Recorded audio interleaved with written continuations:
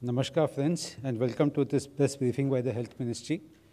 To brief us more on the latest situation, we have with us today Dr. V.K. Paul ji from NITI Aayog, Joint Secretary Ministry of Health Shri Love Agarwal ji, Director NCDC Dr. S.K. Singh ji. First there will be a presentation by Joint Secretary Shri Love Agarwal, followed by another presentation by Dr. S.K. Singh. Afterwards, Dr. V.K. Paul ji will give his remarks. Then we shall take some questions. Over to Love Agarwal ji.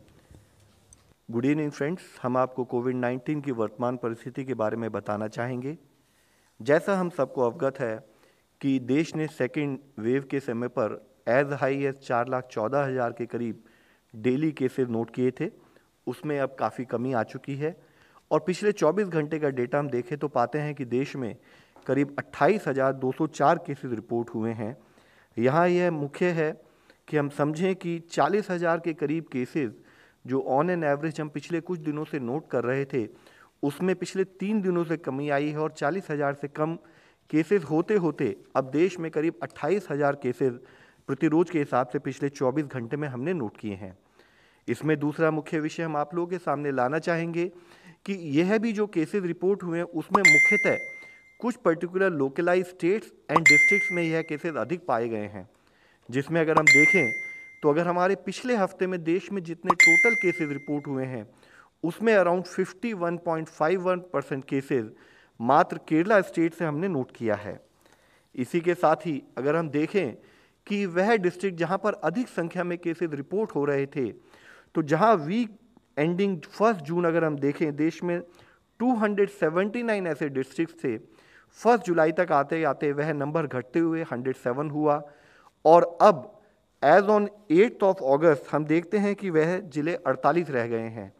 यहाँ मुख्य विषय यह है कि इसी मंच पर जब हमने 3 अगस्त के समय पर बात की थी तब इन जिलों की संख्या 57 थी, तो जिसमें 9 जिलों की संख्या में कमी आई है, जो कि एक पॉजिटिव न्यूज़ है। लेकिन साथ ही एक और मुख्य विषय यह है कि हमें on a continued basis analyse करना है कि कहाँ पर केसेस बढ़ रहे हैं, ताकि कंटेनमेंट से रिलेटेड एक्टिविटीज़ उन पर्टिकुलर डिस्ट्रिक्ट्स में, उन पर्टिकुलर प्रांतों में हम उतने ही सुदृढ़ तरीके से कर पाएँ। तो जिसमें कॉज ऑफ कंसर्न जहां हमारे देश में एक स्थाई पर केसेस काफ़ी कम नोट किए जा रहे हैं, अभी भी 37 ऐसे ज़िले हैं जहां पर हम एक इंक्रीजिंग ट्रेंड इन केसेस नोट कर रहे हैं पिछले 2 हफ्ते से, जिसमें मुख्यतः केरला से 11 ज़िले हैं, तमिलनाडु से 7 ज़िले हैं, हिमाचल प्रदेश से 6 ज़िले हैं, कर्नाटका से 5 और इसी तरह टोटल 9 स्टेट को मिलाकर 37 ऐसे ज़िले हैं जहां पर हम कुछ अधिक संख्या में केसेस में बढ़ोतरी नोट कर रहे हैं। इसी में हम कुछ ज़िले आपके सामने प्रस्तुत करना चाहेंगे। जैसे मल्लापुरम में अगर हम देखें तो जहां 22 जुलाई के समय पर 2,095 केसेस प्रतिरोज रिपोर्ट हो रहे थे, अब अगर 9 अगस्त के समय पर देखें तो वह बढ़कर 3,757 केसेस प्रतिरोज के बेसिस पर रिपोर्ट होने लगे हैं।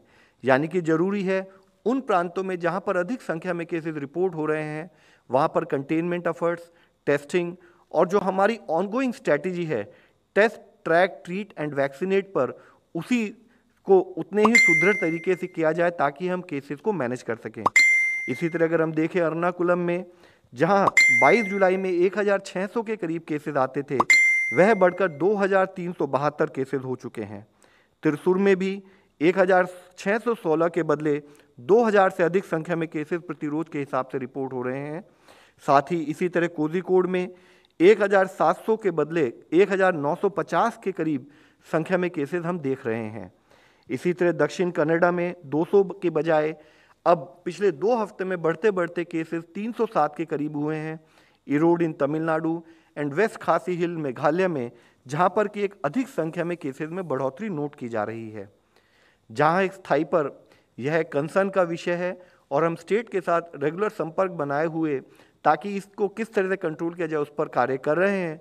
दूसरे स्थाई पर हमने एक प्रोग्रेसिव वे में एक्टिव केसेस की संख्या में भी देश में काफ़ी कमी नोट की है। 37,45,000 अधिकतम संख्या में जब एक्टिव केसेस देश में 10 मई के समय पर थे, अब वह 4 लाख से भी घटते हुए 3,88,508 केसेस एक्टिव केसेस की दृष्टि में देश में आते हैं। यह वह केसेस हैं जो या तो होम आइसोलेशन में है या हॉस्पिटल व्यवस्था में जिनका ट्रीटमेंट चल रहा है। साथ ही एक पॉजिटिव न्यूज़ हम ये भी देखते हैं कि कंटिन्यूड बेसिस पर हमारा रिकवरी रेट देश में बढ़ता जा रहा है और आज देश का रिकवरी रेट 97.45% है, जो कि एक बहुत ही पॉजिटिव विषय है। इसी समय पर अगर हम देखें कि कौन से ऐसे प्रांत हैं, कौन सी ऐसी स्टेट्स हैं जहां पर अधिक कार्य करने की अभी आवश्यकता है, तो हम पाते हैं कि एक ही स्टेट देश में ऐसी है जहां पर 1 लाख से अधिक एक्टिव केसेस हैं और 8 स्टेट देश में ऐसी हैं जहां पर 10,000 से 1 लाख के बीच में एक्टिव केसेस पाए जा रहे हैं और 10,000 से कम अगर एक्टिव केसेस की संख्या वाली स्टेट देखें तो वह ऐसी 27 स्टेट्स हैं, जिसमें भी मुख्यतः केरला और महाराष्ट्र में देखें तो 62.25% ऑफ टोटल एक्टिव केसेस देश में अभी इन 2 स्टेट्स में हम देखते हैं और जिसमें मुख्यतः केरला में 1,77,000 एक्टिव केसेस हैं, which constitute to around 43.7% of total active cases in the country. इसी तरीके से अगर हम एक और पैरामीटर एनालाइज करें, वो जो कि इन्फेक्शन के स्प्रेड को, किस तरह से इन्फेक्शन फैल रहा है उसके बारे में बताता है, यानी कि केस पॉजिटिविटी, तो हमने देखा है कि 21.39% जहां 10 मई वाले हफ्ते में देश में हाई केस पॉजिटिविटी नोट की गई थी, वह अब घटकर पिछले 2 हफ्ते से 2% से भी कम, और अगर इस हफ्ते को देखें तो 1.87% हो चुकी है, which is a very positive trend. But we are also parallelly seeing there are areas where there is high case positivity still noted. What it implies is, जहां हमें इसमें समझना यह है कि जहां पर अधिक केसेस आ रहे हैं, coupled with the fact कि जहां पर अगर केस पॉजिटिविटी भी ज़्यादा है तो वहां पर उतने ही उसको स्ट्रॉन्ग वे में हमें कार्य कर कर वहां पर उन केसेस के इन्फेक्शन के स्प्रेड को रोकना है। इसमें भी अगर हम देखें कि 11 स्टेट्स हैं जिसमें 44 जिले हैं जिनकी पॉजिटिविटी 10% से अधिक है। इसमें मुख्य विषय अगर हम देखें तो जहां केरला में ऐसे 10 जिले हैं जहां की पॉजिटिविटी 10% से अधिक पाई गई है पिछले हफ्ते में। इसी तरह से 6 नॉर्थ ईस्ट की स्टेट्स हैं जिसमें मणिपुर, मिजोरम, अरुणाचल प्रदेश, मेघालय, नागालैंड और सिक्किम, जिसके टोटल जिले 29 जिले ऐसे हैं 44 जिलों में से जहां पर केस पॉजिटिविटी 10% से अधिक है। इस विषय पर हमने इस मंच में पहले भी बात की है कि जरूरी है कि नॉर्थ ईस्ट के उन प्रांतों में जहां पर अधिक केस पॉजिटिविटी नोट की जा रही है उतने ही सुचारू रूप से हम कार्य करें। इसी के साथ ही राजस्थान के 2 जिले, हिमाचल प्रदेश में 1 जिला, वेस्ट बंगाल में 1 और पुडुचेरी प्रॉपर में 1 जिला है जहां पर कि अधिक केस पॉजिटिविटी नोट की जा रही है। साथ ही अगर हम देखें वैक्सीनेशन में कंटिन्यूड बेसिस पर हम प्रोग्रेस कर रहे हैं। आज देश में टोटल फर्स्ट डोज की कवरेज देखें तो वह बढ़ते बढ़ते 40 करोड़ से अधिक हो चुकी है और सेकेंड डोज 11.43 करोड़ डोजेज देते हुए हमने 51.45 करोड़ डोजेज अब तक देश के नागरिकों को प्रोवाइड की हैं। इसमें एक और विषय जो हम आप लोगों के सामने लाना चाहेंगे, government of India in collaboration with states and in collaboration manufacturers has been working on a continued basis, और जहां हम 2.35 लाख डोजेज पर डे के हिसाब से जनवरी के मंथ में डोजेज प्रोवाइड कर पा रहे थे, दे पा रहे थे, हमने देखा कि जुलाई के माह में उसका एवरेज बढ़ते बढ़ते 43.41 लाख डोजेज पर डे हुआ। और अगर हम पिछले कुछ दिनों में अगस्त माह का एवरेज निकालें तो हम पाते हैं कि 49.11 lakh doses on an average हम पिछले इस अगस्त माह में देते आ रहे हैं, जिसमें कि एक कंटिन्यूड प्रोग्रेस हम ओवरऑल नोट कर रहे हैं। इसी तरह अगर हम टोटल नंबर ऑफ डोजेज को एनालाइज करें तो जहां हमने जनवरी के माह में देश में 37.59 लाख डोजेज टोटल सप्लाई की थी जिनको लगाया गया था, अगर देखें तो जून के माह में वह बढ़कर 11.97 करोड़ डोजेज, जुलाई में वह बढ़ी और बढ़कर 13.45 करोड़ डोजेज, और अब तक देश में टोटल 4.42 करोड़ डोजेज पिछले 9 दिनों में दी जा चुकी हैं। आज एक विषय हम फिर आप लोगों के सामने लाना चाहेंगे जिस पर हमने पिछली बार भी चर्चा की थी, वह है रिप्रोडक्शन नंबर। हम इसको कई तरीके से एनालाइज कर सकते हैं, जिसमें रिप्रोडक्शन नंबर भी एक तरीका है। हम ग्रोथ ऑफ केसेस की बात कर सकते हैं, हम केस पॉजिटिविटी की बात कर सकते हैं, हम टोटल केसेस बीइंग रिपोर्टेड की बात कर सकते हैं। इसी तरह रिप्रोडक्शन नंबर भी एक टेक्निकल इनपुट जो एपिडेमियोलॉजी में इस्तेमाल किया जाता है, जिसको अगर हम एक मूल तरीके से समझे तो देखते हैं कि एक इन्फेक्टेड आदमी जब तक वह नॉन इन्फेक्टिव बनता है तब तक वह कितने लोगों को इन्फेक्ट करता है, उसको हम रिप्रोडक्शन नंबर बोलते हैं। तो इससे हमें यह पता लगता है कि केसेस किस गति से उस पर्टिकुलर एरिया में, उस पर्टिकुलर स्टेट में फैल रहे हैं। इसको अगर हम एनालाइज करें तो जहां हमारा रिप्रोडक्टिव नंबर 1 है, तो इसका मतलब है कि जितने केसेस आज हैं उसी गति से उतने ही नंबर ऑफ केसेस प्रतिरोज हमारे सामने आते रहेंगे और वायरस अपने आप को उस लेवल पर सस्टेन कर पा रहा है। इसी तरह अगर रिप्रोडक्टिव नंबर मोर देन 1 है तो हमारे लिए एक मेजर कॉज ऑफ कंसर्न होता है, जिससे पता लगता है कि नए केसेस अधिक गति से आना शुरू हो गए हैं। यानी कि एक आदमी ने एक से अधिक आदमी को इन्फेक्ट किया, उसने फिर एक से अधिक आदमी को इन्फेक्ट किया और हमारे केसेस की संख्या बढ़ती रहती है। अगर रिप्रोडक्टिव नंबर लेस देन 1 होता है तो यह इसका मायना ये होगा कि हमारे नए केसेस में डिक्लाइन आना शुरू हो रहा है और वही ट्रेंड पर हम कार्य करते रहें तो हम केसेस को मैनेज करने में सफल हो सकते हैं। इसी विषय में हम आप लोगों के सामने लाना चाहेंगे कि पिछले कुछ दिनों में केसेस में काफ़ी घटा हमने कम नंबर नोट किया, लेकिन फिर उसके बाद से कुछ एक बीच में जो गति आई उसके हिसाब से अगर हम एनालाइज करते हैं तो आज देश का रिप्रोडक्टिव नंबर इफेक्टिव करीब 1 के बराबर है। और उसमें भी जैसे हमने इससे पहले बात की कि लिमिटेड स्टेट्स, लिमिटेड डिस्ट्रिक्ट्स में इसको अधिक संख्या में नोट किया जा रहा है, तो जरूरी है कि उन पर्टिकुलर प्रांतों में, उन पर्टिकुलर स्टेट्स में हम और इफेक्टिव एक्शन लें, जिसमें मुख्यतः अगर आप देखें तो 1.3 के करीब रिप्रोडक्शन नंबर हम आज हिमाचल प्रदेश और पंजाब में नोट कर रहे हैं, जिसमें कि एक और ट्रेंड जो दिखता है वह इंक्रीजिंग डायरेक्शन में जा रहा है, which is a cause of concern. तो वहाँ पर उतना ही हमें स्ट्रिंजेंट कंटेनमेंट का कार्य करना होगा। इसी तरह गुजरात, मध्य प्रदेश और उत्तर प्रदेश में हम 1.1 के करीब रिप्रोडक्टिव नंबर नोट कर रहे हैं। तो यहाँ चाहे केसेस कितने भी कम हो, अगर reproductive number is more than 1 it should remain A cause of concern, क्योंकि इससे पता लगता है कि केसेस की ट्रेजेक्ट्री बढ़ने की डायरेक्शन में है। और साथ में हम उस रिप्रोडक्टिव नंबर की ट्रेजेक्ट्री को भी मॉनिटर करेंगे ताकि हमें पता लगे कि उसकी ट्रेजेक्ट्री और बढ़ रही है तो यानी केसेस और अधिक गति से बढ़ सकते हैं। इसी तरह से हम देखें तो नागालैंड, गोवा, आंध्र प्रदेश में रिप्रोडक्टिव नंबर अभी 1 के बराबर है, जिसमें कि आंध्र प्रदेश में एक लाइकली इंक्रीजिंग ट्रेंड भी नोट किया जा रहा है। जरूरी है कि जब हम देश के ओवरऑल स्प्रेड ऑफ कोविड-19 को मॉनिटर करें तो हमें यह समझना जरूरी है कि ऑन ए कंटिन्यूड बेसिस हमारी लड़ाई के वेपन्स क्या हैं।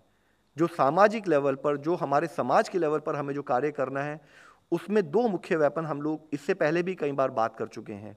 एक है वैक्सीनेशन, जब भी हमारे प्रांत में अवेलेबल हो, जब भी हमारे शहर में हमारे वैक्सीनेशन सेंटर में अवेलेबल हो, यह सारी वैक्सीन सेफ है, हम इनका इस्तेमाल करके अपने आप को बचाएं। दूसरा है सोशल वैक्सीनेशन टूल्स। यहाँ इस विषय पर हमने पहले भी कहा है कि एक चैलेंज अगर प्रकृति के रूप में हमारे सामने, एक नए वायरस के रूप में या नए म्यूटेंट के रूप में हमारे सामने आता है, तो उस प्रकृति के दिए हुए चैलेंज के साथ साथ हमें यह भी ध्यान रखने की आवश्यकता है कि जो स्प्रेड ऑफ इन्फेक्शन है वह इस चैलेंज, म्यूटेशन के चैलेंज हो या किसी और चैलेंज के साथ साथ हमारी प्रवृत्ति पर भी डिपेंड करता है। हम क्या एक्शन लेते हैं उस पर भी काफ़ी हद तक डिपेंड करता है। हम आप सबसे विनती करना चाहेंगे, आपके द्वारा सभी लोगों से विनती करना चाहेंगे कि कोविड के इन्फेक्शन के कंट्रोल में हम सबका एक बहुत अधिक योगदान है। वह योगदान है कि हम चाहें तो हम कोविड के स्प्रेड को रोक सकते हैं। हम उसको कैसे रोक सकते हैं, इस विषय में हमने इससे पहले भी कई बार कहा है।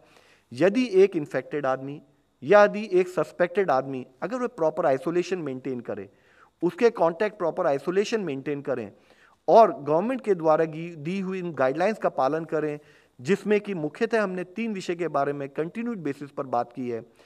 एक है कि हम मास्क का हमेशा इस्तेमाल करें, ना हम केवल मास्क का इस्तेमाल करें लेकिन मास्क को चिन पर लटकाना या मास्क को केवल हाथ में लिए घूमना या गले के नीचे लटका देना या उससे नाक और मुंह को ढंग से नहीं ढकना, उससे भी जो हमने कार्य किया उसके हमें रिक्वायर्ड जो आउटपुट है वह नहीं मिलेगा। तो हम हमेशा मास्क पहने, अपने फेस और नोज को कवर करके पहने, तरीके से उसका इस्तेमाल करें। दूसरा विषय है 2 गज की दूरी बनाकर रखें और इसी के साथ ही तीसरा मुख्य विषय है कि हम अपनी हैंड हाइजीन पर भी ध्यान रखें, समय समय पर अपना हाथ धोते रहें, क्योंकि चांसेस है कि अगर हमने किसी इन्फेक्टेड सरफेस को टच किया तो उसके बाद अगर हमने आंख या नाक या मुंह को टच किया तो उसके द्वारा वायरस फिर हमारी बॉडी में जा सकता है। और इसी हैंड हाइजीन से लिंक्ड इशू है कि जो हमारी फ्रीक्वेंटली टच सरफेसेज हैं, जैसे हमारी टेबल हो गई, हमारी डोर नॉब हो गई या हमारे आसपास का जो वातावरण है, हम उसमें रिक्वायर्ड सफाई बना के रखें। धन्यवाद। Doctor S K. सिंह जी।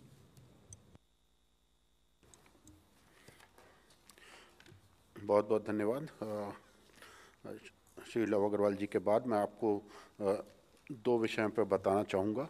नंबर 1 है हमारा जीनोमिक सीक्वेंसिंग और नंबर 2 हमारी बात है जो केरला के विषय में एक सेंट्रल टीम डिप्लॉय की थी भारत सरकार ने।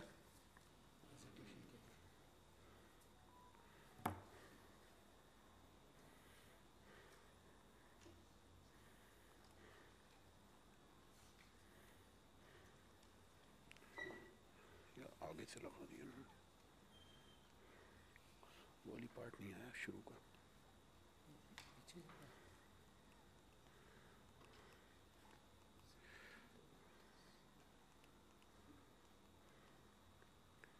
वो प्रेजेंटेशन इसमें नहीं, दूसरी वाली प्रेजेंटेशन है इसमें।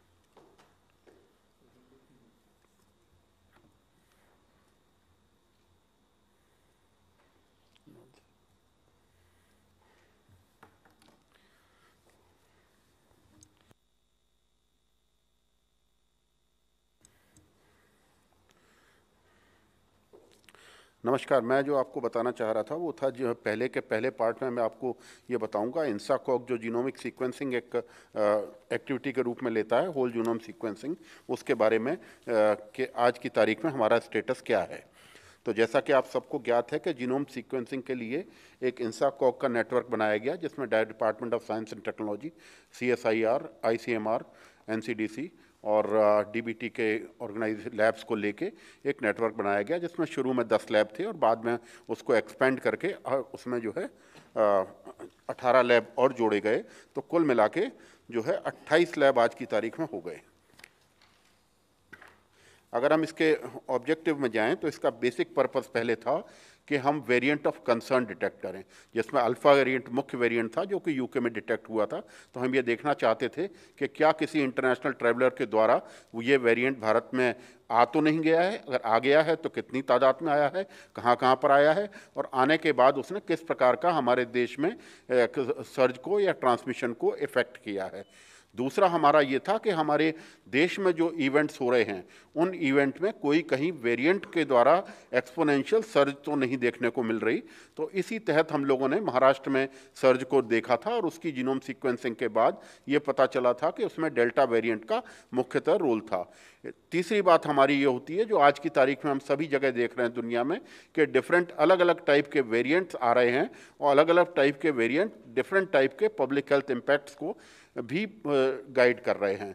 जैसा कि आप सभी को ज्ञात है कि वायरस में, RNA वायरस में म्यूटेशन एक सामान्य प्रक्रिया है और इस सामान्य प्रक्रिया के तहत वायरस अपनी जब कॉपीज़ बनाता है, अपने आप को रेप्लिकेट करता है सेल के अंदर, तो कुछ म्यूटेशन आना एक स्वाभाविक प्रक्रिया है। तो 5 से 7% तक हम उसको स्वाभाविक मानते हैं।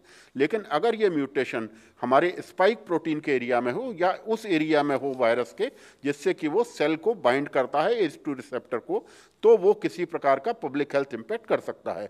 पब्लिक हेल्थ इम्पैक्ट से मेरा तात्पर्य यह है कि क्या वो ट्रांसमिशन बढ़ा रहा है, क्या वो हमारी डिजीज़ की सीवियरिटी को बढ़ा रहा है, क्या हमारे जो टेस्टिंग मेथोडोलॉजीज़ हैं किसी RT-PCR टेस्ट की क्षमता को पे इफेक्ट कर रहा है, और चौथा क्या हमारी वैक्सीन जो आज की तारीख में लग रही है उसके प्रभाव को किसी प्रकार से प्रभावित कर रहा है।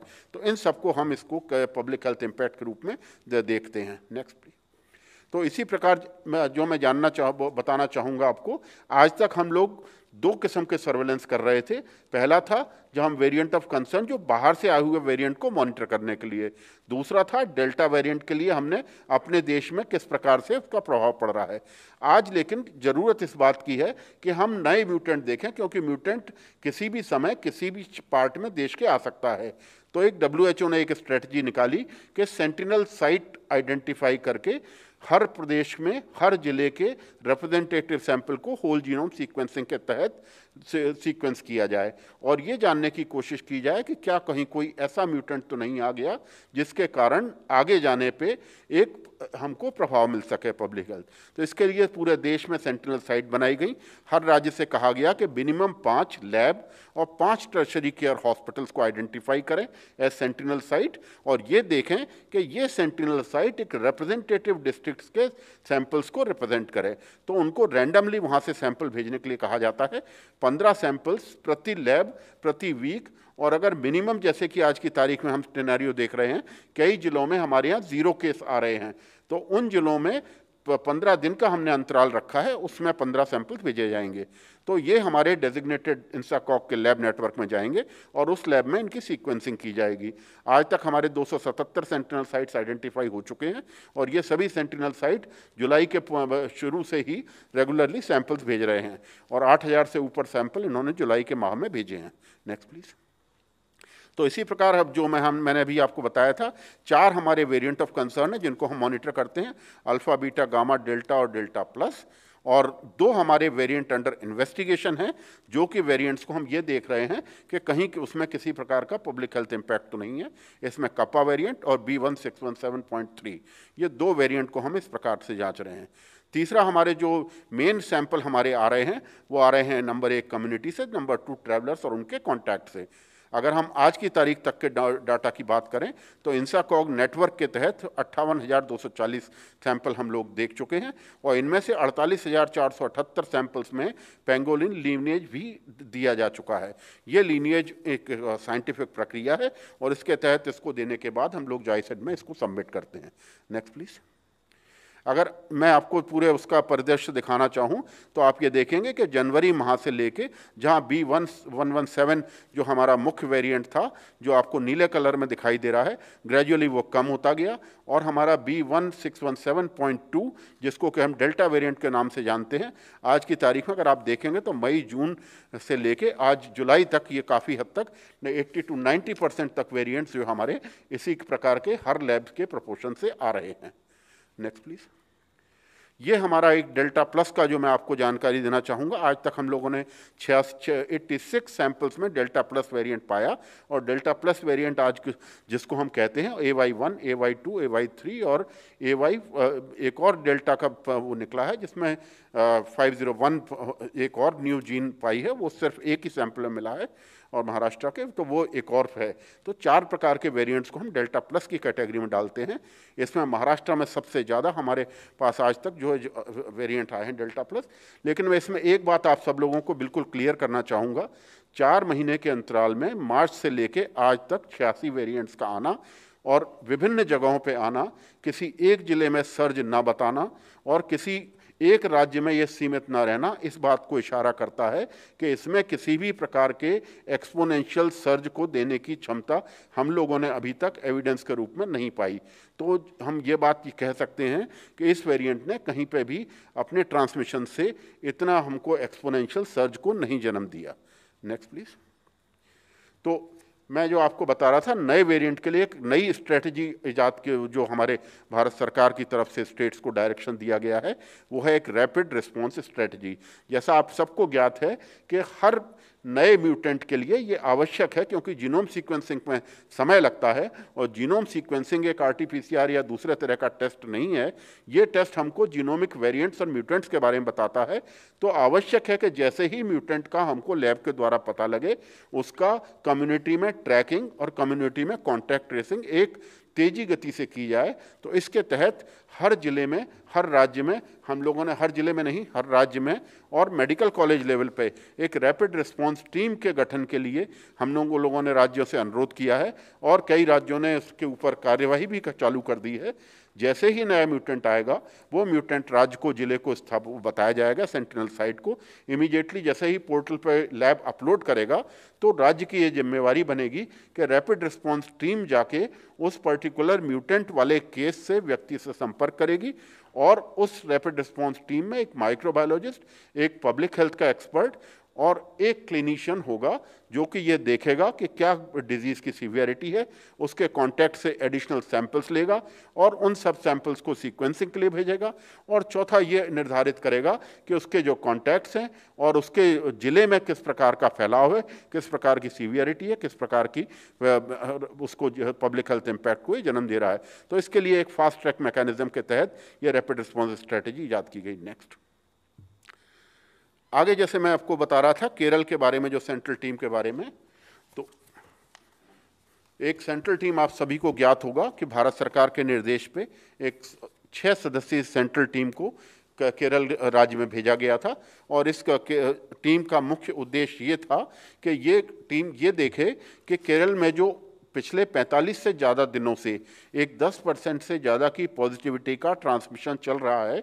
इसके मुख्य कारण क्या हो सकते हैं और इसमें किस प्रकार से राज्य और केंद्र साथ में मिलकर सहयोग के तहत इसको किसी तरीके से कंटेन कर पाएँ। तो इसी के तहत ये टीम का गठन किया गया और टीम ने जाने के बाद सबसे पहले उसके 4 मुख्य उद्देश्य थे। पहली चीज़, test, track and treat strategy किस प्रकार से लागू की जा रही है। दूसरा, सर्विलेंस और कंटेनमेंट, जिसमें कि कॉन्टैक्ट ट्रेसिंग एक मुख्य बात थी, उसका हम लोगों ने अवलोकन किया और ये भी देखा कि कोविड अप्रोप्रिएट बिहेवियर, हॉस्पिटल में कितनी सर्ज कैपेसिटी है, हॉस्पिटल में किस प्रकार की क्षमता और लॉजिस्टिक्स उपलब्ध हैं, जिस प्रकार से कि अगर सर्ज बढ़ती है, किसी प्रकार से पॉजिटिविटी बढ़ती है, तो क्या हॉस्पिटल इंफ्रास्ट्रक्चर उसको डील करने के लिए पर्याप्त रूप से तैयार किया गया है कि नहीं। और तीसरा, हमने वैक्सीनेशन की प्रोग्रेस को भी देखा।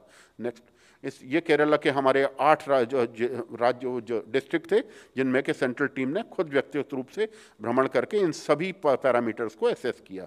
नेक्स्ट, अगर हम देखें कुछ पैरामीटर्स की मुख्य बात करें तो हम ये पाएंगे कि हमने जो केरला में जो केस लोड है और जो पॉजिटिविटी ट्रेंड है, पूरे ही जिलों में पॉजिटिविटी ट्रेंड 10 से ऊपर पाया।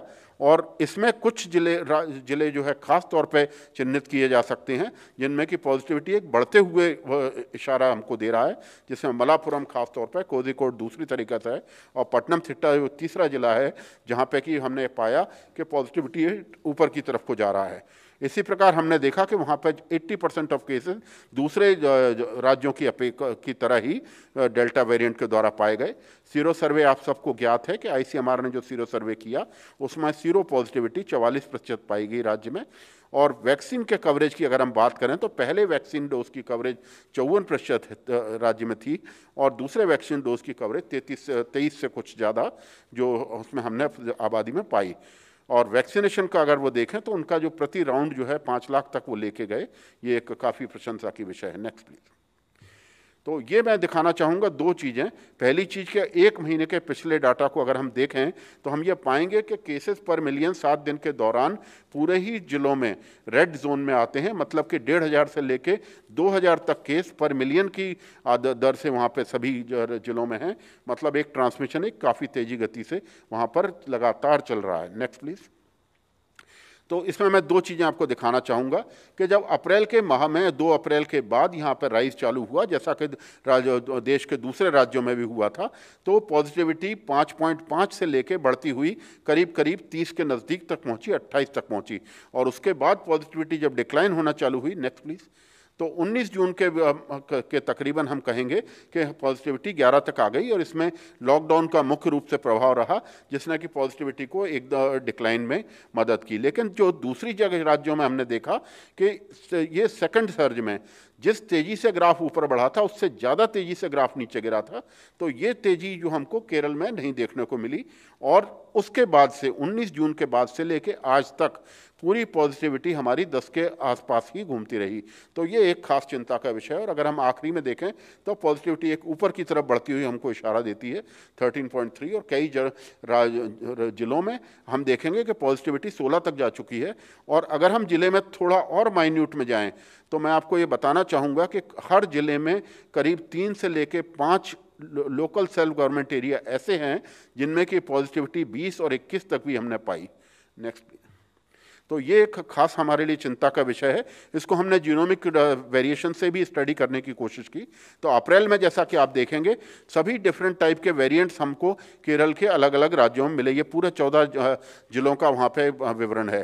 तो शुरू में जो वहाँ पे मिला था हमको B1617.3 जो मुख्य वेरिएंट था, जो कि महाराष्ट्र की तरह ही यहाँ पर भी हमको पाया, और बाकी सब वेरिएंट थोड़ी थोड़ी मात्रा में थे, जैसा कि आपको इसमें दिख रहा है। Next please.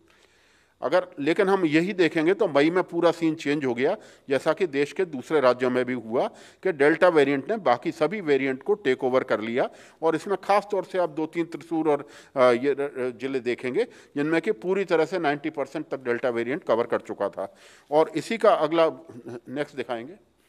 इसमें अगर आप देखें दोनों महीनों के केस का राइज को अगर कंपेयर करेंगे तो ब्लू बार आपको जो मई के महीने में केसेस हैं जो डेल्टा वेरिएंट के एकदम से सबको टेक ओवर करने के बाद एक्सपोनेंशियल सर्ज मिली, जिसमें कि पॉजिटिविटी 28 से लेकर 30% तक भी गई। तो ये हमको दिखाता है कि कैसे हमारे मई में केसेस बढ़े। तो डेल्टा वेरिएंट का डैमेज जो है जो सब जगह हमने देखा, और केरल में कुछ ज़्यादा समय तक चला, मई के एंड तक, क्योंकि उसकी एंट्री भी थोड़ी सी लेट हुई थी। Next please. तो अब आते हैं हम मुख्य ऑब्जर्वेशन जो हम लोगों ने पाए वहाँ पे। एक तो कंटेनमेंट जोन हम लोगों ने खास तौर पे देखा। इन कंटेनमेंट जोन में हमने कोशिश की इस बात को जानने की क्या कंटेनमेंट जोन की बाउंड्रीज किस प्रकार से हैं, पेरीमीटर कंट्रोल वहाँ पे किस प्रकार है।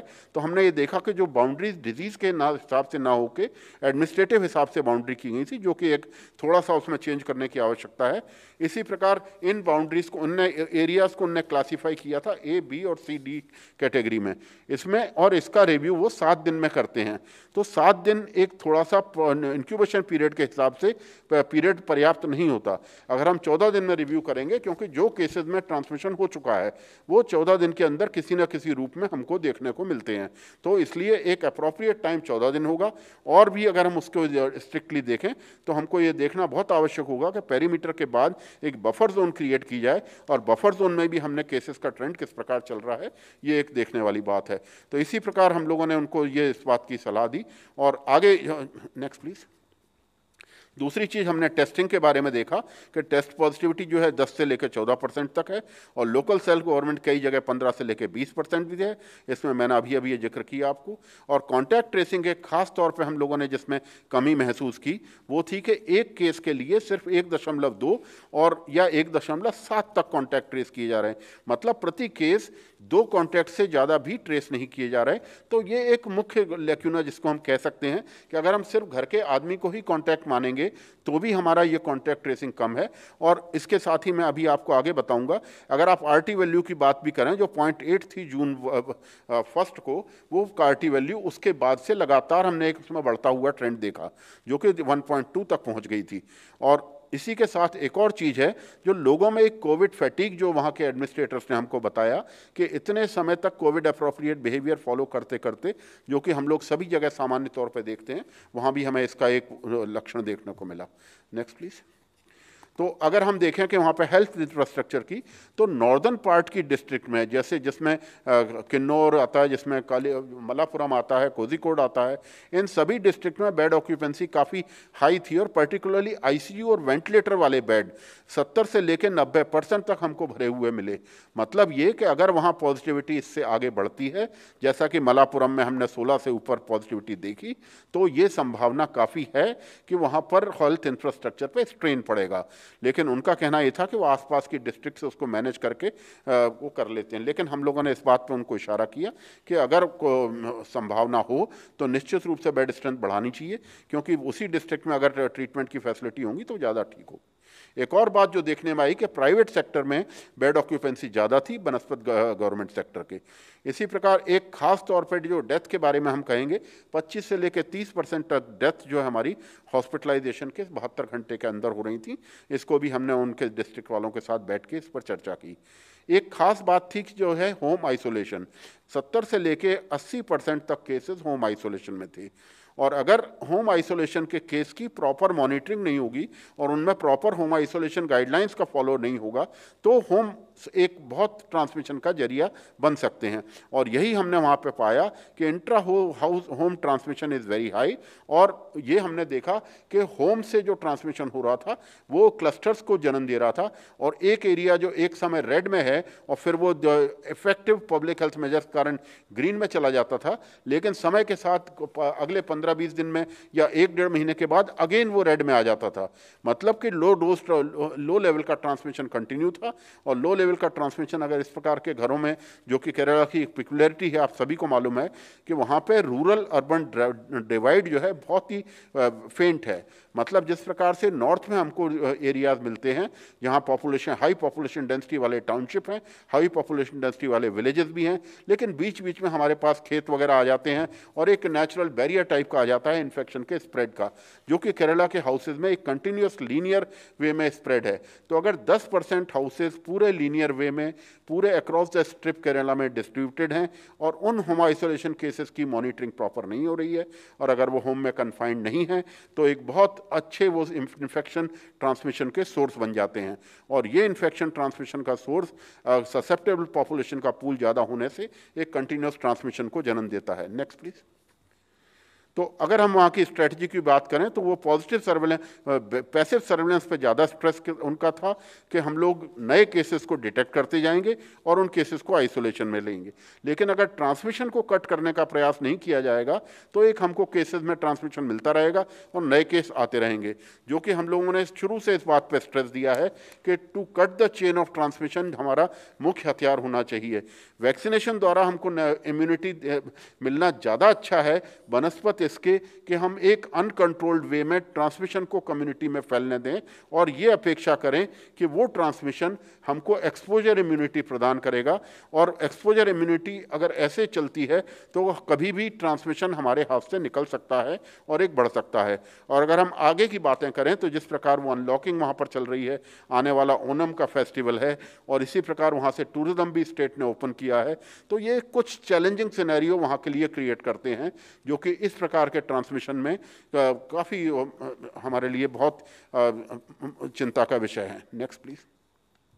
तो अगर हम प्रोजेक्शन के हिसाब से देखें तो करीब वहाँ पे केसेस काफ़ी हद तक बढ़ सकते हैं जैसा कि अपेक्षा है, लेकिन स्टेट ने इसको काफ़ी सीरियसली लिया है और स्टेट ने अपनी टेस्टिंग वगैरह को काफ़ी बढ़ाया है, होम आइसोलेशन की मॉनिटरिंग को काफ़ी इफेक्टिव रूप से लिया है, और उसका हमें फल भी देखने को मिल रहा है कि 2 जिलों में वहाँ खास तौर पर पॉजिटिविटी ट्रेंड्स में कमी आई है। Next please. तो अगर हम यूनिक उसकी बात करें कि वहाँ पे जो डिमार्केशन स्टेट का है वो रूरल अर्बन में बहुत कम है और जिस प्रकार का नॉर्थ में है उस प्रकार का नहीं है। एनसीडीज़ पर्टिकुलरली डायबिटीज़ का प्रेवलेंस वहाँ पर 30% तक है। ये एक और फैक्टर है जो कि वहाँ के डिजीज़ प्रेवलेंस में सहायकता दे रहा है, क्योंकि डायबिटीज़ के साथ इन्फेक्शन रेट बढ़ जाता है। सीरो प्रेवलेंस 44%, मतलब 55% आबादी अभी भी ससेप्टेबल है। तो जो गैप हम अगर देखेंगे नॉर्दर्न सीरो पॉजिटिविटी में और केरल की सीरो पॉजिटिविटी में करीब 20% का है। इस 20% का सीरो पॉजिटिविटी एक ससेप्टेबल पूल को जन्म देता है और ये ससेप्टेबल पूल लगातार ट्रांसमिशन के लिए रिस्पॉन्सिबल है। वेरिएंट 88 to 90% हमारा डेल्टा वेरिएंट है और high number of cases of री इन्फेक्शन भी हमने वहाँ पर नोट किए, पर्टिकुलरली पटनम थिट्टा में और फर्स्ट और सेकंड डोज में।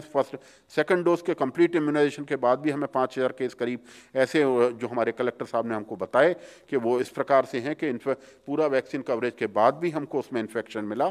इसको हम लोग इन्वेस्टिगेट कर रहे हैं और स्टेट के साथ मिलकर इसके ऊपर चर्चा भी चालू है कि ये किस प्रकार के केसेस हैं। इसी प्रकार हाई एल्डरली पॉपुलेशन जो कि लाइफ एक्सपेक्टेंसी केरला में ज़्यादा होने की वजह से ये भी एक बड़ा ससेप्टेबल पूल में डिजीज़ को कंट्रीब्यूट कर रहा है। इंटरनेशनल टूरिज्म वहाँ पर ओपन है तो और डोमेस्टिक और इंटरनेशनल, तो ये भी एक इन्फेक्शन का जरिया ट्रांसमिशन आगे फैल सकता है। और आगे इसी का फलस्वरूप हमने देखा केरल के जो ये कर्नाटक के जो उडुपी वगैरह जो पास के ज़िले हैं उन ज़िलों में भी ट्रांसमिशन हमें थोड़ा सा बढ़ता हुआ नज़र आ रहा है। साथ ही कोविड अप्रोप्रिएट बिहेवियर वहाँ पर अच्छा है और पहले ही सर्ज के दौरान जो Covid appropriate behaviour, strict quarantine ने उनको काफ़ी हद तक इस बात सस्पेक्टेबल पूल को एक्सपोज होने से रोक के रखा।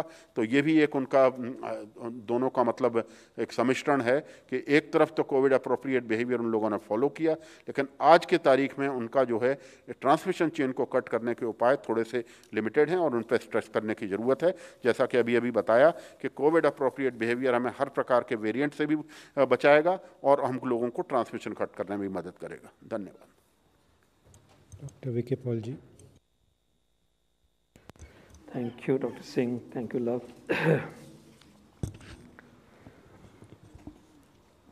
ओवरऑल पिक्चर में we are hovering with a reproduction number around 1 और कुछ स्टेट्स में more than 1 है, उसको आज फिर दर्शाया गया और इंक्रीजिंग ट्रेंड भी है, वो एक कॉज फॉर कंसर्न है। तो again a very profound word of caution, advice of caution. Himachal likely increasing 1.3, Punjab increasing 1.3, Uttar Pradesh likely increasing 1.1, Gujarat, Madhya Pradesh 1.1. So this shows that although there is a stabilization in the number of cases, we still have significant reasons to be concerned and significant reasons for us to be vigilant and significant reasons for us to enforce pandemic control measures in every possible way. Kerala के बारे में doctor Singh ने बहुत detail में हमें clarify किया है, on ground report आपके सामने प्रस्तुत करी है। क्लियर है कि वहाँ पे जो कंटेनमेंट मेजर्स हैं उसकी तरफ तवज्जो ज़्यादा देनी चाहिए। हमें स्प्रेड को एक्सेप्ट नहीं करना है। एक मेन मैसेज अभी तक जो गवर्नमेंट ऑफ इंडिया की पॉलिसी रही है कि हम मिटिगेशन की बात नहीं करते, हम कंटेनमेंट की बात करते, हम रोकने की बात करते, और जितना रोकेंगे उतना ही अच्छा है।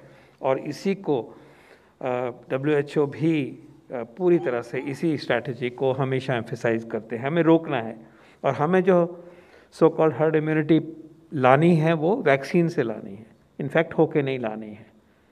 44% सीरो पॉजिटिविटी रहा, तब तक वहाँ पे पेंडेमिक को कंट्रोल में रखा गया, जनता ने साथ दिया। लेकिन अभी उसके ऊपर अगर पॉजिटिविटी लानी है तो वो वैक्सीन लगा के लगानी है, और उसको वो कंटेनमेंट के मेजर्स हमारे पूरे ज़ोरों से चलते रहने चाहिए। यही मैसेज इमर्ज होता है। एक और क्लियर मैसेज आपके सामने प्रस्तुत हुआ है कि delta variant is ruling the nation, in fact ruling the world. सब जगह you can see the spread of delta variant, huge dominant picture लेके चला है, और बाहर भी अब सारे दुनिया में ही लगभग डेल्टा ही राज कर रहा है। इसी वेरिएंट की वजह से अपसर्ज ऑफ केसेस हुई है बहुत सारे देशों में। मेरे सामने एक WHO की बिल्कुल एक अपडेटेड रिपोर्ट है जिसमें कि डेल्टा वेरिएंट के जो कैरेक्टरिस्टिक्स हैं based on the most current evidence and data are becoming increasingly clear. Delta variant जो है उसकी ट्रांसमिसिबिलिटी ज़्यादा है, फैलता है, अटैक रेट ज़्यादा है। अगर हम अभी तक इसको सिंपल वर्ड्स में कहना चाहें, जो ओरिजिनल वायरस था अगर उसकी स्पीड हम 100 माने ट्रांसमिसिबिलिटी, तो जो अल्फ़ा वेरिएंट आया जो ओरिजिन जिसका UK में था तो वो 60% उससे ज़्यादा था, 160। डेल्टा वेरिएंट उससे भी 60% ज़्यादा ट्रांसमिसिबल है, 250।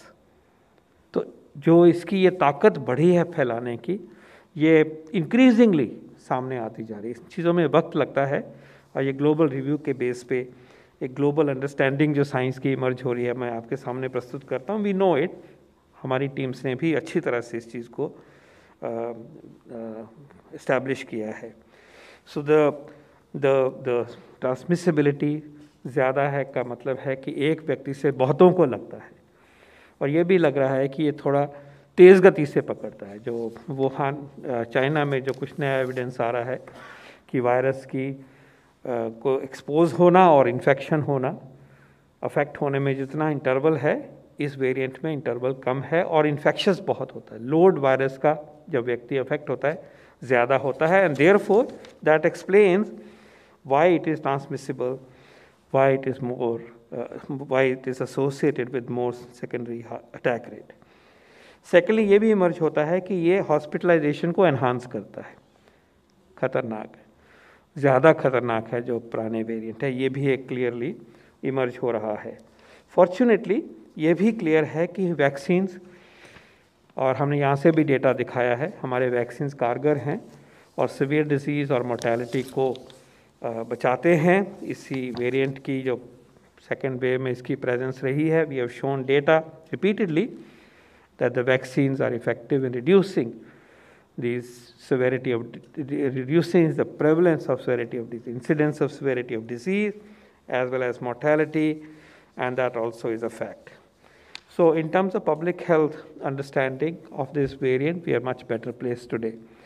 We also have seen a very clear, emerging clear knowledge today that Delta plus variant, जैसे डॉक्टर सिंह ने बताया कि जहाँ जितना भी दिखाई दे रहा है इसका कोई significance over and above delta के नहीं है। जैसे इसका स्प्रेड है, इसमें ऐसा एविडेंस नहीं अभी कोई दिखाई दे रहा कि डेल्टा का जो पब्लिक हेल्थ सिग्निफिकेंस है, जिसको कि मैंने अभी आपके सामने प्रस्तुत किया, ओवर एंड अबव इसका कोई एडवर्स कोई सिग्निफिकेंस है ऐसा अभी तक इमर्ज नहीं हुआ। ये हमारे इंसाको के बहुत सिस्टमेटिक हाई क्वालिटी काम का एक निष्कर्ष है, इंटरिम है। जैसे जैसे और डेटा आएगा ये सब नॉलेज को हम अपडेट करके प्रस्तुत करते रहेंगे। Lastly, since we met last, 50 crore doses vaccine की का माइलस्टोन हो गया। More than 500 million doses, 51 crore doses have been administered. And also you've seen that the average this month is now more than 49 lakh doses per day. So this is a quick update for the day, but I like to emphasize once again, no time to lower the guard, vigilant, care, preparedness, COVID appropriate behavior, compliance with mask, face mask, compliance with avoiding crowds, not creating crowds, not having crowd even in closed rooms, avoiding unnecessary travel. All those precautions continue to be very, very important for us. Thank you. Thank you, sir. We'll now take a few questions. 19.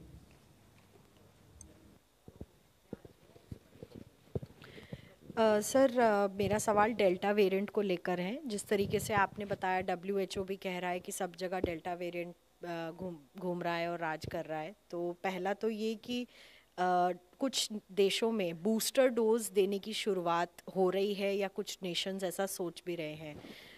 Bharat में भी कुछ break through infections हो रहे हैं। हालांकि vaccine से ज़्यादातर देखा गया है कि मौत नहीं होती है और हॉस्पिटलाइजेशंस काफ़ी हद तक कम हो सकते हैं। बूस्टर डोज को लेकर नेगवैक का क्या सोचना है? क्या ये सही वक्त है इस पर सोचने का, या आने वाले समय में भारत में भी बूस्टर डोज दिया जा सकता है? कौन कौन एलिजिबल होंगे जिनको देना चाहिए? The point is very valid. In fact, NAGVAC ने अपनी लास्ट मीटिंग में इस पॉइंट के ऊपर चर्चा करी। I would say we are watching the science of the need for such imperatives very carefully. Global work, as also you may know that some studies in the country have been going on and are being instituted. तो इसको बहुत गहराई से, बहुत तेज़ नज़र से इसके ऊपर वॉच किया जा रहा है। As you know that WHO has called for a moratorium on booster doses. कुछ देशों ने इसको शुरू किया है। तो लेट्स वॉच दिस स्पेस। जैसे जैसे एविडेंस, जैसे जैसे नॉलेज बढ़ रहा है इसके बारे में, इसको आगे लेके आएंगे। एंड वर्क इन प्रोग्रेस लेना चाहिए। Science is still emerging in this area. Sir, with your permission I just like to add, ma'am, जैसे अभी आपने ब्रेक थ्रू इन्फेक्शंस के बारे में कहा है, तो हमारी आपके द्वारा सबसे फिर से एक विनती है, जैसे कि माननीय प्रधानमंत्री जी ने इससे पहले भी कहा है कि अगर हम वैक्सीन लगा भी लेते हैं तो हमें required precautions as a new normally अपनी लाइफ को उसको एक उसी तरीके से करते रहना है। और जब हम वैक्सीन डोज लेते हैं तो उसके बाद समय लगता है जब बॉडी में उसका एंटीबॉडी रिस्पॉन्स मैकेनिज्म एग्जीक्यूट होता है। तो अगर आज हमने वैक्सीन लगाई और हम सोचें कि अब हम हर तरह से सेफ हैं और हम कोई भी प्रिकॉशन ना लें, हम जो एक इंक्यूबेशन पीरियड 14 दिन बोलते हैं कि तब जाकर एंटीबॉडी रिस्पॉन्स आपके अंदर बॉडी के अंदर आएगा, उस टाइम तक अगर हम कोई प्रिकॉशन फॉलो ना करें तो टू दैट एक्सटेंट हम अपने आप को एक्सपोज कर रहे हैं। यह पॉइंट एक बहुत इंपॉर्टेंट पॉइंट है कि वैक्सीन डोज लगाने के बाद भी जो प्रिकॉशंस उसको फॉलो करें। एक और मुख्य अंश हम आप लोगों के सामने लाना चाहेंगे, जैसे कि अभी हमने इस मंच पे बात की कि हमारे देश का रिकवरी रेट 97.45% हो गया है।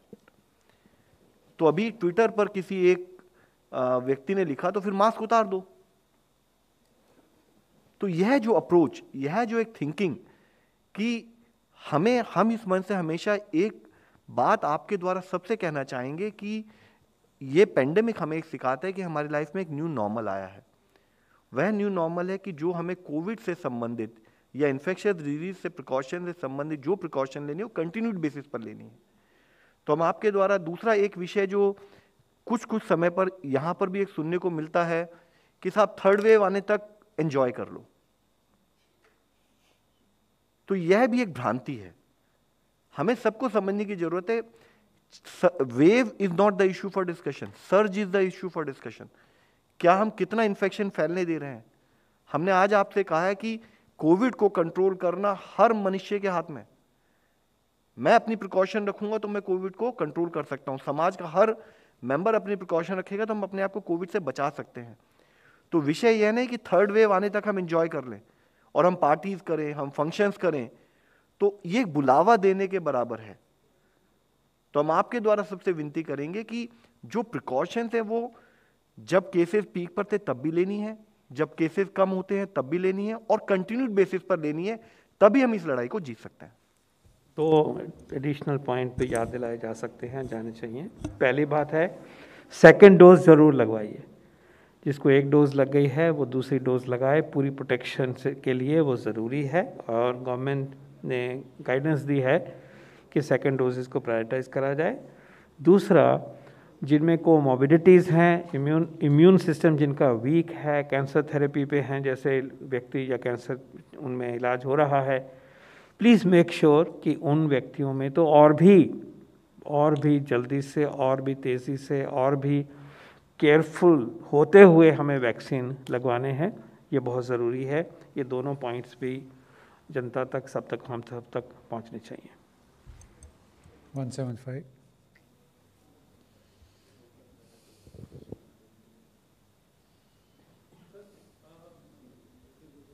सर, सवाल ये कि दिल्ली ने कहा है कि हमसे नहीं पूछा गया था कि ऑक्सीजन की कमी से मौत का डेटा नहीं मांगा गया था, तो कितने राज्यों से मांगा था, किन्होंने कितनी बताया सर? और क्या एएचपीआई से आपने कहा है कि सीएसआर फंड का उपयोग करें टीचर्स को वैक्सीनेशन करने के लिए ऑक्सीजन से मौत की कमी पे? तो देखिए, इसके विषय में जैसे हमने पार्लियामेंट के संबंधित विषय में यह डिस्कशन आया था, तब हमने बताया था, और हम आपके द्वारा फिर सबसे अवगत करना चाहेंगे कि शुरू से ही गवर्नमेंट ऑफ इंडिया जब इन्फेक्शियस डिजीज से डील कर रही है, तब यह माना गया है कि timely reporting is going to be very crucial in terms of management of any infectious disease, and equally true with COVID also. तो उसके लिए ही ICMR की तरफ से कि आप डिजीज़ को कौन सी डेथ कोविड डेथ में आएगी, कौन सी डेथ कोविड डेथ में नहीं आएगी, उसको WHO को ICD-10 क्लासिफिकेशन के तहत आप हमारे को डेली बेसिस पर बताइए कि इस जिले में कितनी डेथ हुई। वह डेटा हम स्टेट से लेकर रेगुलर बेसिस पर पब्लिश करते हैं।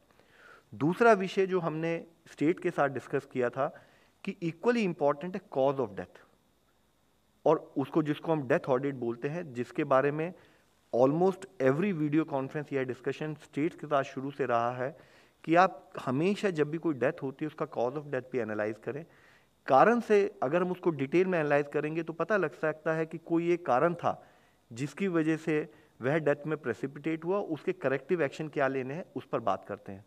तीसरा, वीडियो कॉन्फ्रेंसेज में हमने स्टेट को इस बारे में भी अवगत कराया है कि जब आप डेथ ऑडिट करें उसके साथ साथ अपने यहाँ जितनी भी डेथ होती है उनको इस तरीके से भी एनालाइज करें कि कितनी डेथ होम आइसोलेशन में हुई, कितनी डेथ हॉस्पिटल में आने के 24 घंटे के बाद हुई, कितनी 48 घंटे के बाद हुई, कितनी 72 घंटे के बाद, और कितनी उसके बाद भी हुई। अब इसका पर्पस क्या है कि अगर हमारे यहाँ पर होम आइसोलेशन में अधिक डेथ रिपोर्ट होती हैं तो जरूरी है कि कहीं ना कहीं हमारी होम आइसोलेशन की गाइडलाइन के फॉलोअप में कहीं ना कहीं कोई कोताही है जिसको हमें इंप्रूव करना है।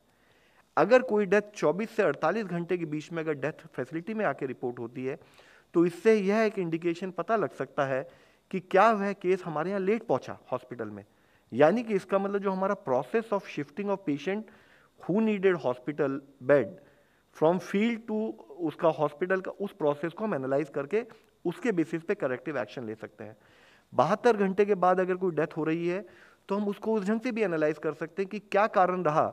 अगर पेशेंट हमारे पास राइट टाइम पर भी पहुंचा और उसकी कंडीशन रिलेटिवली स्टेबल थी तो क्या कहीं हमारे implementation of clinical management protocol, drug protocol जो उस हॉस्पिटल में फॉलो किया जा रहा है उसमें कोई गड़बड़ तो नहीं है। दूसरा, हमने स्टेट को इस बेसिस पे भी एनालाइज करने को बोला है कि आप अपने स्टेट के जितने भी कोविड हॉस्पिटल हैं उनकी फैटेलिटी रेट को भी एनालाइज करें। उससे आपको यह पता लग सकता है कि एक पर्टिकुलर हॉस्पिटल में प्रोटोकॉल अच्छे ढंग से मैनेज हो रहा है और दूसरे पर्टिकुलर हॉस्पिटल में क्या एक इम्प्रूवमेंट की जरूरत आ सकती है, उस पर भी कार्य हो। तो जो विषय आपने बताया उसमें मुख्यतः हमारा स्टेट के साथ कंटिन्यूड बेसिस पर यही एफर्ट रहा है कि आप जो भी करेक्टिव एक्शन लेना है फील्ड पर लें। आपको जो टेक्निकल सपोर्ट चाहिए गवर्नमेंट ऑफ इंडिया के द्वारा प्रोवाइड किया जाएगा। जैसे ऑक्सीजन के विषय में हमने बात की, हम सबको अवगत है देश ने ऑक्सीजन से संबंधित एक one of its kind challenge face किया, और जहां हम 2-3 हज़ार टन हमारी मैट्रिक टन हमारी देश की एक अवेलेबिलिटी और एक हमारी यूजेज थी, उसको बढ़ बढ़कर 9,000 टन तक जब देश की एक अवेलेबिलिटी और रिक्वायरमेंट पहुंची, तो कैसे हर स्थाई पर लोग जुड़े, स्टेट जुड़ी, और साथ में हर हॉस्पिटल जुड़ा, और आज साथ में गवर्नमेंट ऑफ इंडिया के सारे डिपार्टमेंट ने मिलकर कैसे उस प्रोडक्शन को बढ़ाया। हमने मेडिकल ऑक्सीजन का प्रयोग इंडस्ट्रियल ऑक्सीजन के लिए बंद किया, हमने ऑक्सीजन कंसंट्रेटर प्रोवाइड कराए, हमने ऑक्सीजन सिलेंडर की सप्लाई को प्रोग्रेस किया, पीएसए प्लांट को पुश करके अधिक गति से बढ़ाया गया, और उसके साथ ही ट्रांसपोर्टेशन के लिए, जैसे आप सबको अवगत होगा, चाहे वह नेवी का इस्तेमाल हो, एयरफोर्स का इस्तेमाल हो, चाहे रेलवेज का इस्तेमाल हो, कैसे टर्न अराउंड टाइम को कम किया जाए, उस सारे विषय में कार्य किया गया। मुख्य हमें यह समझना है कि बहुत बड़ा चैलेंज देश के सामने कंटिन्यूड बेसिस पर रहा है, और हमें जरूरत है कि हम उसी गति से और उसी फॉलोअप से हम फील्ड में कार्य करते रहें।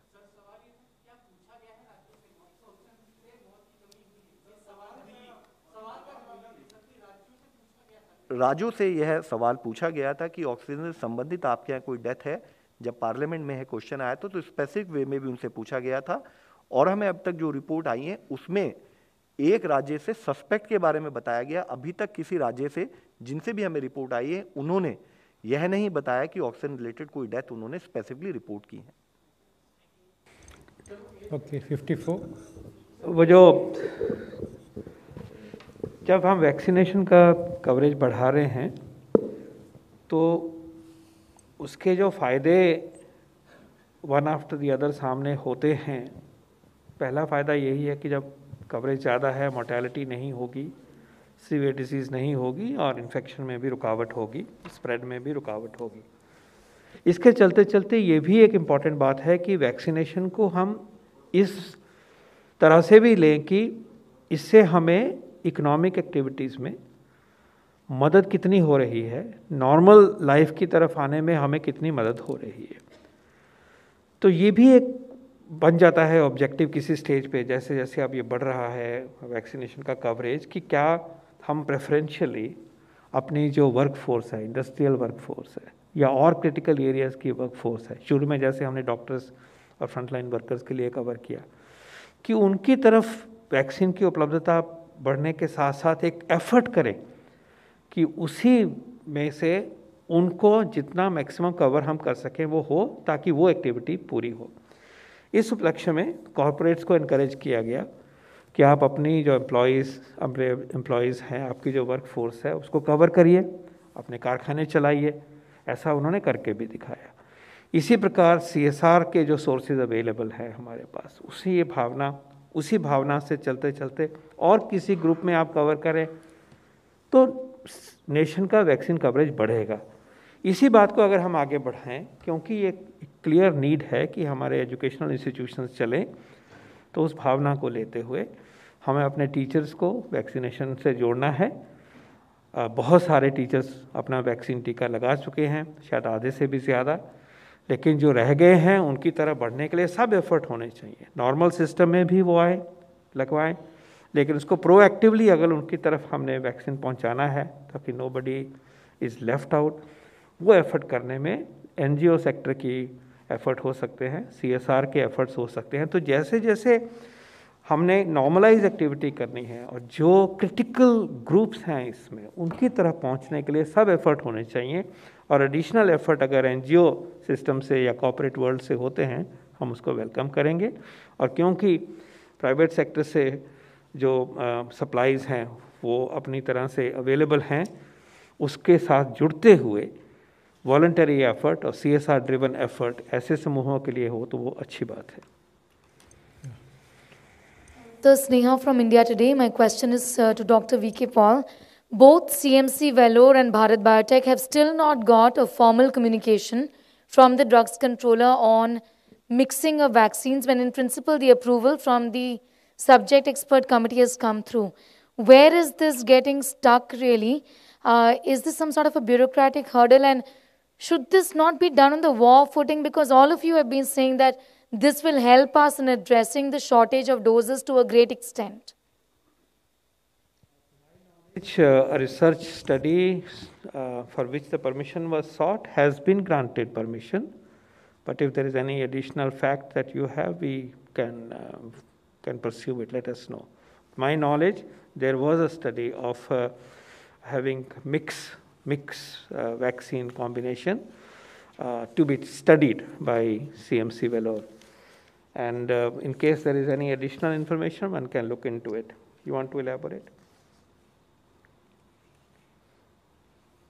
Yeah, already it has been given, right? That's also my knowledge. 156.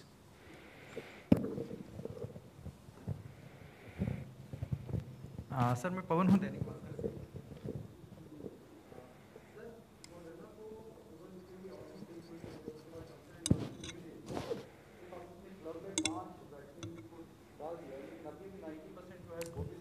करीब 10% जो है कोवैक्सीन और 3 लाख के आसपास स्पुतनिक आ पाया है, तो बाकी का कहाँ है सर? जबकि DCGI से तो अप्रूवल हो गया, ये कहाँ स्टक है और क्या दिक्कत आ रही है? देखिए, जो बाहर के वैक्सीन आने की जो बात है, वो हर वैक्सीन का अपने अपने यूनिक कंडीशंस के साथ या पैराडाइम के साथ आते हैं। स्पुतनिक एक अलग तरह से आ रहा है, बाहर से भी इंपोर्ट हो रहा है और यहाँ बनाने का भी पूरा एफर्ट चला हुआ है। मॉडर्ना की एक अलग तरह की एक ग्रांट की बात हुई है। J&J वैक्सीन देश में भी बन रहा है, देश में ही बनेगा और उसको एक्सेस करने की बात हो रही है। तो ये सारे सिचुएशंस अलग हैं और जैसे कि पहले भी कहा गया है, there are issues which need to be sorted out. When you want to access these vaccines, there are certain conditions, clauses, certain MOU has to be agreed upon, and that takes time, and this is being pursued. Number 50. So my question is about the 20,000 something reinfections after vaccination that were found in Pathanamthitta. What I want to know, sir, is actually two things. A, do we know what is the extent of serious disease or hospitalization among these people who got the disease post-vaccination? And B, because the district is using more Covishield than Covaxin, and because there's I think 14,700 something reinfections after the first dose, does this make it a case for reducing the gap between the doses? I think there is no number like 20,000 which you have mentioned. We have not mentioned that. Yes, 14,000, you are right. 14,000 is the number of reinfection which have been noted by the district, and it was mentioned to us by the district administration. Out of that, 5,042 is the number which is after 2 doses of vaccination. But as JS sir has already clarified, we are getting these things further reviewed by the state, because what you have said, we are also in the same boat, rather, what we can say, that whether after how much time of the second dose did the person turn positive, that is one. Number 2, the severity of the disease, whether the person got a mild disease, severe disease, or required hospitalization or like that. So we have asked all these things from this, not only regarding the Pathanamthitta, but also regarding the various other districts of the state as well. So we are waiting for this information, and as soon as that information is available, we'll share that with you. Number 70. Sir 1 crore per day जो इनॉकुलेशन का आपका target था, वो कब से शुरुआत हो जाएगी अचीव करने की? दूसरा ये है, आने वाले टाइम में कौन कौन सी वैक्सीन्स अवेलेबल होंगी? जाइडस कैडिला हो गई या फिर बायोलॉजिकल ई वैक्सीन हो गई। सर एक क्वेश्चन जॉनसन एंड जॉनसन को लेकर है कि जॉनसन एंड जॉनसन को जो इमरजेंसी ऑथराइजेशन मिला है, sir is it on the basis of indemnity? Indemnity का क्लॉज इसमें इन्वॉल्व है या फिर नहीं? आपने देखा है कि वैक्सीन का Uptake and implementation is consistently rising. No dose available to this nation is being put in a slow track. उसको जल्दी से जल्दी इस्तेमाल किया जाता है. अवेलेबिलिटी के साथ साथ स्पीड बढ़ रही है. जैसे ही ये स्पीड आगे बढ़ेगी, वो सारे ही काम करने के लिए जिस तरह के रेट ऑफ वैक्सीनेशन की ज़रूरत होगी वो देश करके दिखाएगा। जो जॉनसन एंड जॉनसन का जो इमरजेंसी यूज़ ऑथराइजेशन हुआ है उस प्रोसेस में इंडेमिनिटी जैसी कंडीशंस का कोई रोल होता नहीं है, वो अलग प्रोसेस है। जब हम उसको एक्वायर करना चाह रहे हैं, प्रोक्योर करना चाहते हैं, तो इन चीज़ों की बात होती है और उसमें दोनों तरफ से किसी मिडल पॉइंट पे आके एग्री करना होता है। दोस प्रोसेसेस आर ऑन। लास्टली आपने कहा कि नए वैक्सीन से क्या उम्मीद कर सकते हैं, ये बात कई बार यहाँ कही जा चुकी है। ज़ाइडस कैडिला शायद सबसे आगे है, फेज़ 3 का पूरा डेटा है, रोलिंग रिव्यू चला हुआ है, उसके ऊपर नज़र रखिए। बायोलॉजिकल ई पे नज़र रखिए थोड़ा सा आगे कुछ हफ्तों के बाद में, और इसी प्रकार कोवावैक्स जो है उसके ऊपर नज़र रख सकते हैं, और साथ साथ फिर जो हमारा mRNA वैक्सीन है शायद इसी सीक्वेंस में ये अपीयर होंगे। बट डायनेमिक सिचुएशन है, रिजल्ट्स के ऊपर बेस्ड है, क्लिनिकल डेटा के ऊपर बेस्ड है, पर इस तरह से हम विजुलाइज कर सकते हैं कि हमारा नया जो नई चॉइसेस जो हमारे सामने आएंगी वो कम से कम these are visible to us, and there is significant progress, as you know, continuous progress in all those vaccines. 56. Sir एक जवाब मिला लेकिन क्लैरिटी उसमें नहीं थी। Association of health care providers of India, उन्होंने शायद आपको अप्रोच किया था और आपने उनसे कहा है कि जो शिक्षकों का टीकाकरण है वो आप CSR एक्टिविटी के तहत कीजिए। इसके पीछे मकसद क्या है सर, अगर आप संक्षेप में अगर बता पाए सर ज़्यादा। नहीं, ये तो जैसे मैंने अभी एक्सप्लेन किया कि हमें सारा एफर्ट जिस तरह से भी एफर्ट किया जा सकता है, ज़्यादा से ज़्यादा व्यक्तियों को, समूहों को वैक्सीन से जोड़ना चाहिए।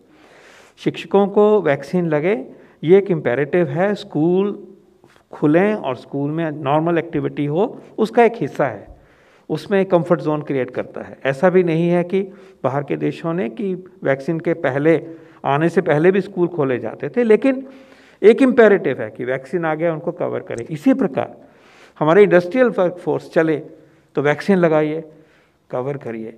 तो उसी में एक सुझाव सामने आता है कि जो CSR के रिसोर्सेज अवेलेबल हैं वो वैक्सीनेशन एक्टिविटीज़ के लिए इस्तेमाल किया जाए। ऐसा सजेशन जो है वो एक डिस्कशन में आया, क्योंकि उन्होंने ऑफ़र किया कि हम मदद करना चाहते हैं। तो जैसे मैं अभी आपको समझा रहा हूँ, जब हमने ये चर्चा उनसे करते हैं तो उस चर्चा में ये निकल के आया कि क्यों ना इस तरह से भी सोचा जाए। We would welcome CSR efforts, we would welcome NGO efforts to augment and expand the coverage of the vaccination. Thank you. Number 29, we'll take the last question.